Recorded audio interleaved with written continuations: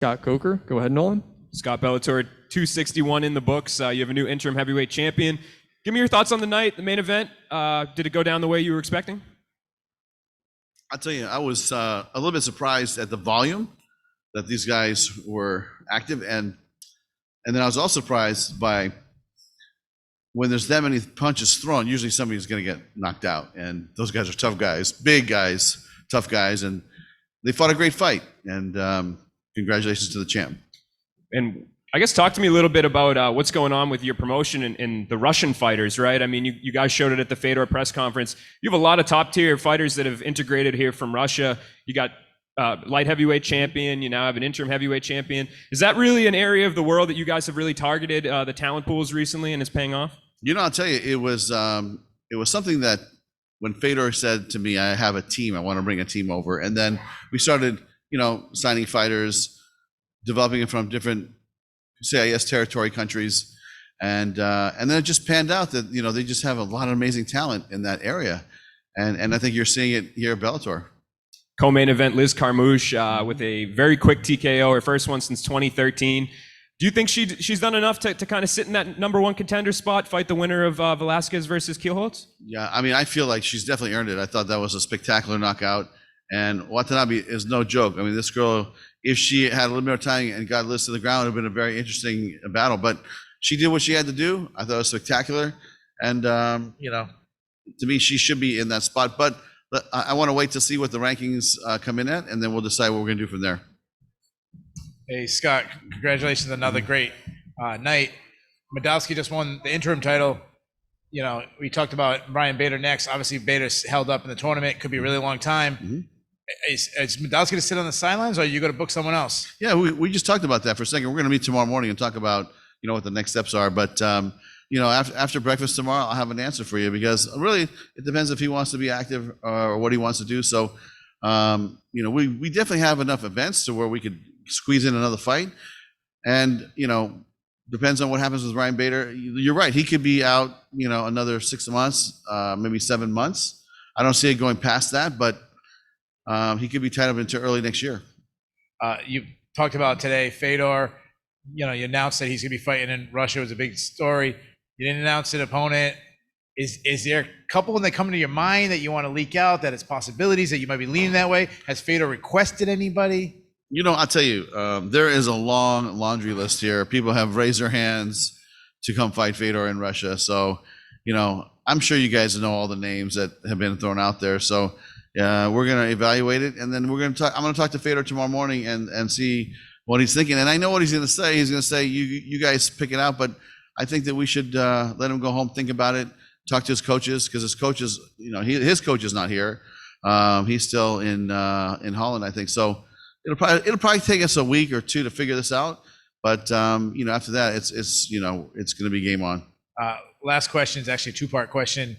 Last weekend, Anderson Silva boxed, looked really good. One, two-part question. One, what do you think of his performance? And two, I know you said in the past that you weren't interested in him. Does this change your mind? I didn't see the fight, but I heard that he looked really good. And Chavez Jr. is a professional boxer. But let me just weigh judgment until I see it. But as far as him fighting, I'm not sure. Like he's already done it all, right? So if he wants to do super fights, in different areas like he's doing now, I think that's great. Could it work for us in the future in a super fight? Maybe, but that has not been discussed. Believe me, there's no shortage of opponents in Russia right now, and listen, the managers of all the free agents are calling. Josh Barnett was texting me today. And I talked to JDS's manager a couple of days ago, Alistair Overy. I mean, this, list goes on and on and on. And yeah, I mean, there's a lot of goats that might be a possibility in this matchup. But listen, we'll figure it out in the near future. But there is like I said, a long list of people that have their hands raised to come fight. To me, the greatest heavyweight of all time. And yeah, why not? I mean, if I was those guys, I'd be raising my hand too. Hey, Scott, a great Bellator 261. Some had quick finishes, some had some great grappling. But, coming into fight week, there were a lot of changes going on between the fighters and their opponents. How was it, managing that and making sure that you had a successful card? You know what? It just seems like that's an ongoing challenge every week.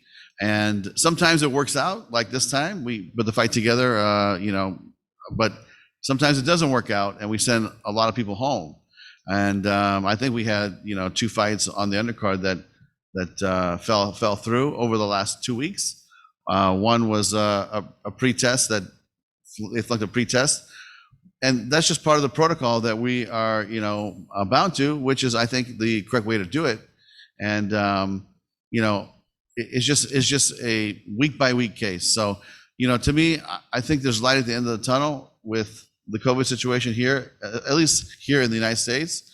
In California, one of the strict guidelines of the strictest guidelines of any county is the county that I live in, and it's wide open now. Gyms are all open, the restaurants are open, movies are open, the malls. I mean, everything is like it was almost pre-COVID, except for some people wear masks, some people don't, but everything is open. So it's a great feeling. And going into Los Angeles, to have a full crowd and have an open arena like that, it's just going to feel great. And I said, LA is going to be a big night for us, and it's going to be the relaunch of Bellator since COVID started.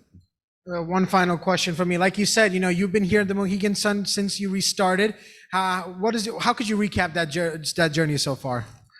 Wow. You know what? Honestly, the Mohegan Sun has been great to us, been great partners.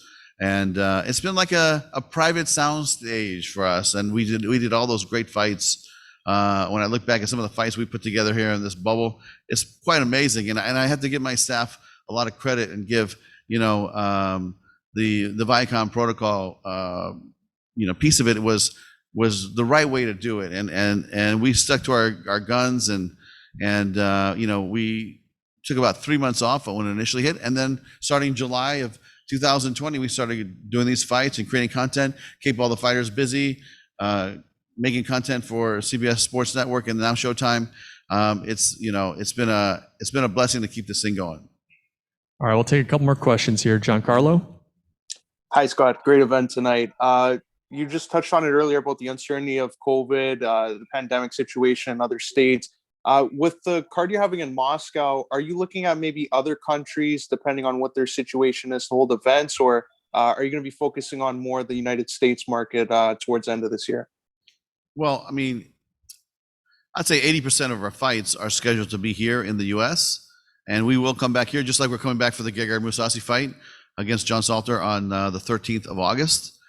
But as soon as we can, start traveling to the territories that I felt that we have, really, really grown a nice piece of business. We want to get back there.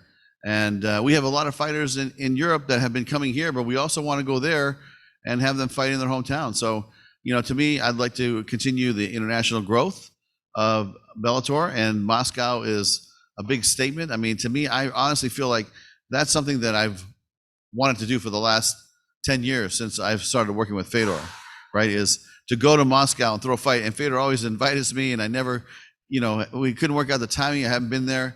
But to go there and bring Bellator there in their inaugural event and have Fedor leading us into Moscow is a special treat.